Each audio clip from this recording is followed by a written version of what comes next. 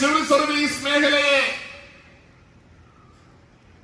എല്ലാ അർത്ഥത്തിലും ശാക്തീകരിക്കാനുള്ള നടപടി എന്റെ ഗവൺമെന്റിന്റെ ഭാഗത്തു നിന്നുണ്ടാകും. ഈ ഗവൺമെന്റ് ചെയ്യുമെന്നാണ് പറഞ്ഞത്. 8.5 വർഷം പൂർത്തിയാകുമ്പോൾ ഇങ്ങനെ ഒരു ശാക്തീകരണമാണ് നടത്തുന്നത് എന്ന് നമ്മൾ ആരും അറിഞ്ഞില്ലല്ലോ. കേരളത്തിന്റെ സിവിൽ സർവീസ് മേഖലയെ പിണറായി വിജയന്റെ ഗവൺമെന്റ് തകർത്ത് തരിപ്പണമാക്കിയിരിക്കുന്നു.